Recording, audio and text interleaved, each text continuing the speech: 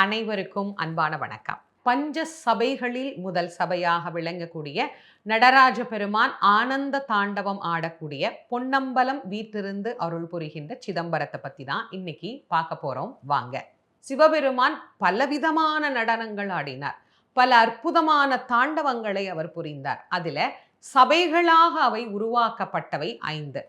இந்த 5 சபைகளில பொன் அம்பலம் அப்படின்னு சொல்லக்கூடிய சிதம்பரம், இறைவன் நமக்கு தங்கமயமாக ஜொலிக்கக்கூடிய அந்த பொன் கூரையின் கீழே காட்சி தரக்கூடிய நடராஜ கோலம், பார்க்க பார்க்க பார்க்க திகட்டாத அற்புதமான ரூபம் நடராஜருடைய ரூபம். ஏற்கனவே நாம் நடராஜ பெருமானை பற்றி நிறையவே நம்முடைய யூடியூப்ல நாம் சிந்தனை செய்து வருகிறோம். ஆனால் கூட ஒவ்வொரு முறையும் அவரை சிந்தனை செய்கின்ற போதும் ஒவ்வொரு முறையும் புதுவிதமான அனுபவங்களைத்தான் அவர் நமக்கு தருகிறார். தாருகவனத்து மகரிஷிகள் தன்னை அழிப்பதற்காக ஏவிய அத்தனை பொருட்களையும் தன்னுடைய கையிலும் தன்னுடைய உடம்பிலும் ஆபரணங்களாக மாற்றிக்கொண்டு இறைவன் ஆனந்தமாக ஆடிய அந்த நடனம், அதனால் பொன்னம்பலத்திலே இறைவன் ஆடுகின்ற நடனத்திற்கு ஆனந்த தாண்டவம் அப்படின்னு பேரு. இந்த ஆனந்த தாண்டவம் என்று சொல்லக்கூடிய தாண்டவமானதை நாம தரிசனம் பண்ணுகிற போது நம்முடைய மனதிலே ஆனந்தம் என்று சொல்லக்கூடிய மகிழ்ச்சி நிலைத்திருக்கும்.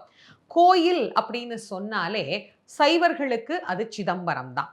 சித் அம்பரம், அதனால் அதற்கு சிதம்பரம் அப்படின்னு பெயரு. இறைவன் அம்பல கூத்தனாக பொன் அம்பல வாணனாக நமக்கு காட்சி கொடுக்கிறார். பலரும் நினைச்சுக்கிறாங்க சிதம்பரத்துல நடராஜ பெருமான் தான் மூலமூர்த்தி அப்படின்னு. கிடையாது. நான் ஏற்கனவே உங்களுக்கு நிறைய சிவ ஆலயங்களை பத்தி இந்த பதிவில் கொடுத்துக்கிட்டே இருக்கிறேன். அதுல இறைவன் ஆகாய திருத்தலமாக, அதாவது பஞ்சபூத திருத்தலத்தில் இறைவன் எழுந்தருளி அருள் புரியக்கூடிய திருத்தலமாக சிதம்பரத்தை பத்தி நான் ஏற்கனவே உங்களுக்கு ஒரு பதிவு கொடுத்துருக்கேன். அந்த பதிவில் நீங்க போய் பாருங்க.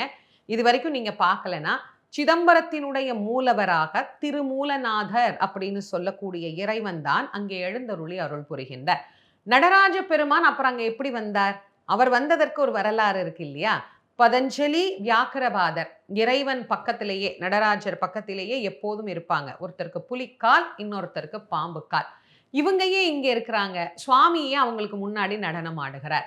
அவர்களுடைய பிரார்த்தனையை கேட்டுத்தான் இறைவன் நடனமாடவே இங்கு வந்தார். அதுதான் இதனுடைய வரலாறு. இறைவன் ஒரு முறை கைலாயத்துல அற்புதமாக தாண்டவம் நிகழ்த்துகிறார், ஆனந்த தாண்டவம். அந்த தாண்டவத்தை பார்க்க பார்க்க தேவர்கள், ரிஷிகள் எல்லாரும் மகிழ்ந்து அப்படியே நெகிழ்ந்து போகின்றார்கள். ஒரு முறை நாராயணர் கூட சிவபெருமான் ஆடிய ஆனந்த தாண்டவத்தை நினைவு கூற, அந்த நினைவு அவருக்கு ஆனந்தமாகி அதிலிருந்து அப்படியே கண்ணீர் துளிகள் பெருகி, அந்த கண்ணீர் துளிகள்ல இருந்து தான் அமிர்தவள்ளி சுந்தரவள்ளி தோன்றினார்கள் அப்படின்னு கந்தபுராண வரலாற்றிலேயே நம்ம பார்க்கிறோம். அப்ப நீங்க யோசிச்சு பாருங்க, அந்த ஆனந்த தாண்டவம் நினைத்து பார்க்க ஆனந்தத்தை தரக்கூடியதாக இருந்தது. அப்போ முனிவர்களுக்கும் அது இருக்குல்ல. பதஞ்சலி வியாக்கிரபாதர் அவங்க சிவபெருமான் கிட்ட பிரார்த்தனை பண்ணி இதை நாங்க திரும்ப பார்க்கணும்னு கேட்குறாங்க. அப்போ அவர் என்ன சொல்றாரு? பூலோகத்துல போய் இந்த இடத்தை சுட்டி காட்டி, தில்லை காடாக இருக்கக்கூடிய, அதாவது தில்லை மரங்கள் நிறைந்திருக்கக்கூடிய காடாகிய இங்கே சுயம்புவாக உங்களுக்கு நான் காட்சி தருவேன், அங்க போய் தவம் பண்ணுங்க, அங்க உங்களுக்கு நடராஜ தரிசனம் கிடைக்கும்னு சொல்றார். இங்க வந்து திருமூலநாதரை பிரார்த்தனை பண்ணி தவம் பண்ண சிவபெருமான் கையிலிருந்து புறப்பட்டு இங்கு வந்து அவர்களுக்கு நடன தரிசனம் கொடுத்ததனுடைய நினைவாகத்தான் பொன்னம்பல கூத்தனாக அம்பலவாணனாக பெருமானை இன்னைக்கும் நாம தரிசனம் பண்றோம். அதனால அவர் நடனத்தை எப்போதும் பார்க்குற மாதிரி பதஞ்சலியும் வியாக்கிரபாதரும் எங்க நடராஜர் கோலம் இருந்தாலும் அங்க இவங்க 2 பேரும் இல்லாம நம்மளால பார்க்க முடியாது. அம்பாள் சிவகாமி அப்படிங்கிற திருப்பெயரோடு இறைவன் அருகே இருந்து நமக்கு அருளாசி புரிந்து வருகின்றார்.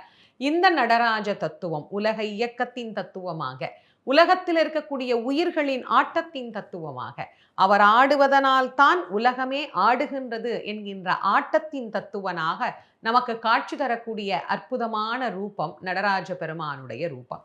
இந்த நடராஜ பெருமானுடைய சன்னதியில சிதம்பரத்துல நாம தரிசனம் செய்கிற போது எல்லாரும் இன்ன வரைக்கும் பேசிட்டு இருக்கிற ஒரு விஷயம், சிதம்பர ரகசியமா என்னப்பா சொல்லாமலே இருக்கிற, இது என்ன பெரிய சிதம்பர ரகசியமா அப்படின்னு கேட்டு நாம பழகின ஒரு வார்த்தை சிதம்பர ரகசியம். அது என்ன ரகசியம்? ஆகாய திருத்தலமாக இது விளங்குகிறது. நடராஜ பெருமான் பொன்னம்பல கூத்தராக விளங்குகிறார். சுயம்பு மூர்த்தமாகவும் இங்கே இருக்கிறார். இப்படி சுவாமியை நம்ம பல வடிவங்கள்ல பார்த்துடுறோம். ஆனாலும் இந்த கோவில்ல ஏதோ ஒரு ரகசியம் இருக்கே. என்ன ரகசியம்? நீங்க தீபாராதனை பண்ணும்போது ஒரு திரை, அதுக்கும் தீபாராதனை பண்ணுவாங்க. நாம அதுக்கு பின்னால என்ன இருக்குன்னு போய் பார்க்கலாம். அதுக்கு பின்னாடி என்ன இருக்குன்னா, மூடி வைக்கப்பட்டிருக்கிற திரை அப்படி பின்பக்கமா போய் பார்த்தா வில்வ மாலைகள் தொங்கும். அவ்வளவுதான். வேற அங்க என்ன இருக்கு? ஒண்ணுமே இல்ல. ஒரு வெட்ட வெளியினுடைய அடையாளத்தை தான் அங்கு மறைத்து வைத்திருக்கிறார்கள். இதைத்தான் சிதம்பர ரகசியம் அப்படின்னு சொன்னாங்க. இதுக்கு நிறைய விளக்கங்கள் இருக்கு. நம்ம சுருக்கமா சிந்திக்கணும் அப்படிங்கிறதுக்காக நான் இந்த ஒரே ஒரு விஷயத்தை மட்டும் உங்களுக்கு சொல்றேன். இந்த உலகம் பறந்து விரிந்து இருக்கக்கூடிய அனைத்து வெட்ட வெளி, மொத்தமா இருக்கக்கூடிய அனைத்து ஆகாச ரூபம் ஏதாவது ஒரு எல்லைக்குள்ளே நம்மால் அடக்க முடியுமா அப்படின்னு கேட்டா முடியாது. அண்டங்கள் எங்கு துவங்குது? தெரியாது.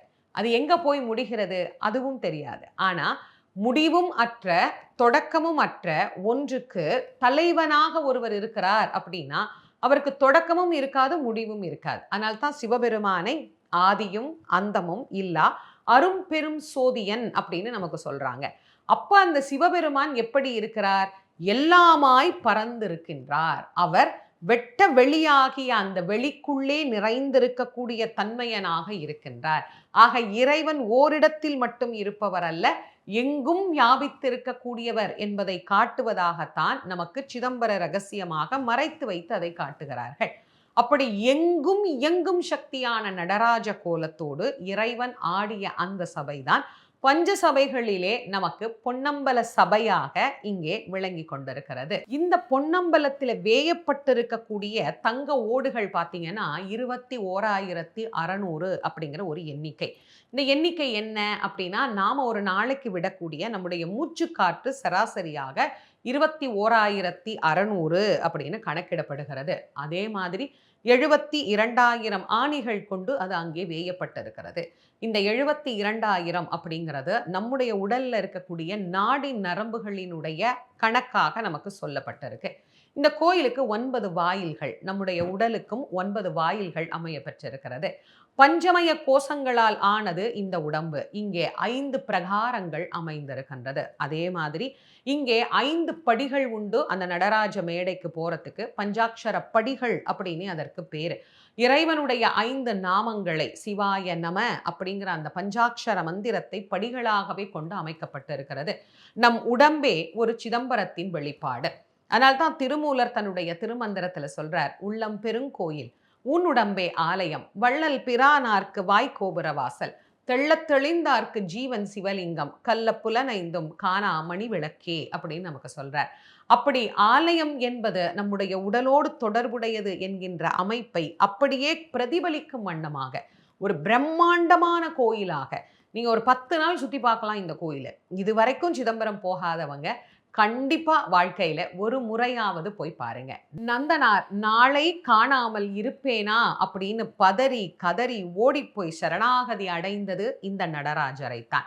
மாணிக்கவாசக சுவாமிகள் தான் எழுதிய திருவாசகத்திற்கு வாக்கியம் நடராஜா என்று அவர் கைப்படவே அவருக்கு எழுதி கொடுத்து மாணிக்கவாசகரை தன்னோடு இணைத்து கொண்ட பெருமானும் இந்த நடராஜமூர்த்தி தான். அப்ப சிதம்பரத்துக்கு எவ்வளவு சிறப்பு இருக்குன்னு பாருங்க. சிதம்பரத்தை பத்தி எவ்வளவு வேணாலும் சொல்லிட்டு இருக்கலாம். அவ்வளவு சிறப்பு படைத்த சிதம்பரத்துக்கு நீங்க போய் நடராஜ பெருமான தரிசனம் பண்ணும்போது உங்களுடைய அனுபவம் எப்படி இருந்தது அப்படிங்கிறதையும் எனக்கு கமெண்ட்ஸ்ல சொல்லுங்க. மார்கழியில திருவாதிரை அன்னைக்கு போக முடியல, இன்னைக்கு தான் திருவாதிரை, இன்னைக்கு போக முடியல அப்படின்னா ஏதோ ஒரு நாள்ல கண்டிப்பா போய் நடராஜ பெருமான வழிபாடு பண்ணிட்டு வாங்க. இன்னைக்கு பஞ்ச சபையில ஒரு சபையாக விளங்கக்கூடிய பொன்னம்பலத்தையும் இறைவன் அங்க ஆடுகிற ஆனந்த தாண்டவத்தினுடைய வரலாற்றையும் சிந்தனை செய்தோம். இந்த பதிவை உங்களுடைய நண்பர்கள் உற்றார் உறவினர்களோட பகிர்ந்து கொள்ளுங்க. நம்முடைய ஆத்மஞான மையம் யூடியூப் சேனலை இது வரைக்கும் நீங்கள் சப்ஸ்கிரைப் பண்ணலைன்னா கண்டிப்பாக பண்ணிக்கோங்க. மீண்டும் நாளைய மார்கழியின் சிவ அனுபவத்தில் உங்கள் அனைவரையும் சந்திக்கும் வரை உங்கள் அனைவருக்கும் நன்றியும் வணக்கமும் கூறி விடைபெறுவது திருமுருக வள்ளல் வாரியார் சுவாமிகளின் மாணவி தேசமங்கையர்க்கரசி. நன்றி, வணக்கம்.